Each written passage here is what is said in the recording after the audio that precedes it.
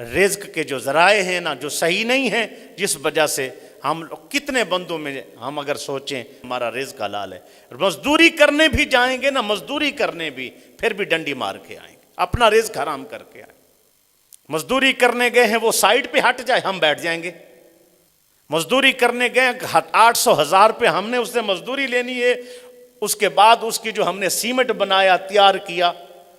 جیسے ہی وہ ایک طرف ہوا آدھا گھنٹہ باقی ساری سیمنٹ کو دفن کر دیا، ختم، نہیں دیکھا اس کے 4000 کا نقصان ہے، 5 کا نقصان ہے، اس کے 10,000 کا نقصان ہے، کتنا ہے نہیں دیکھنا،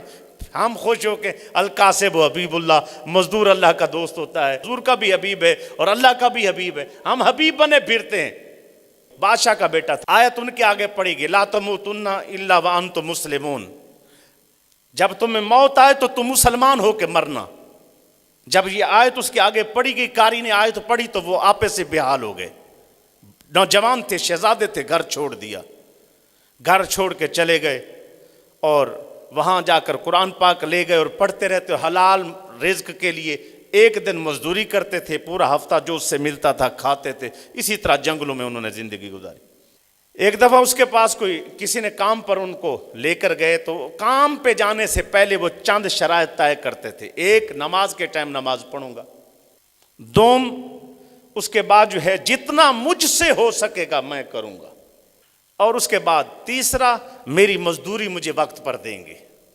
وہ جب لے کر جو بھی جاتا پھر اسی انداز میں اس کے ساتھ طے کرتے، نماز کے ٹائم نماز جتنا ان کی سکت میں ہوتا وہ کرتے، حتیٰ کہ وہ جس بندے نے ان کا واقعہ لکھا ہے،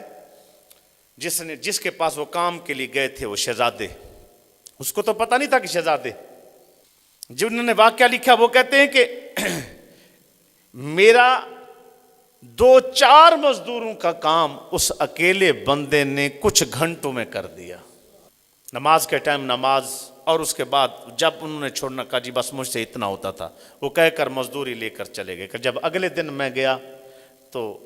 ان کو بخار آ رہا تھا، پھر مجھے ایک بار پھر ضرورت پڑی ان کو کام پہ لے آنے کی، پھر بھی ان کی طبیعت ناساز تھی اور ان کے آخری سانس تھے۔ مجھے انہوں نے کہا کہ ایسا ہے، مجھے یہ میرا کفن ہے، اتنے پیسے ہیں، جو اتنا خرچہ آئے گا مجھے دفن کر دینا، یہ قرآن شریف اور میرے یہ کپڑے پرانے وقت کے جو بادشاہ ہے اس کو جا کے دے دینا۔ کہتے ہیں یہ باتیں کی اور وہ فوت ہو گئے، میں نے ان کو دفن کیا، دفن کرنے کے بعد ان کا وہ کپڑے جتنے وہ کپڑے تھے اور قرآن شریف تھا، مصحف تھا، میں نے جا کے بادشاہ کو دیا۔ جب بادشاہ کو دیا تو چیخے مار کے رونے لگا، یہ بندہ کدھر ہے جس کے کپڑے لے آئے؟ کہتے ہیں میں بھی حیران ہو گیا، مزدور کے لیے بادشاہ اتنا رو رہا۔ بعد میں پتہ چلا کہ بادشاہ نے بتایا یہ میرا بیٹا تھا، جب اس کو قرآن پاک سنتے ہوئے یہ آیت پر پہنچا کہ جب بھی تجھے موت آئے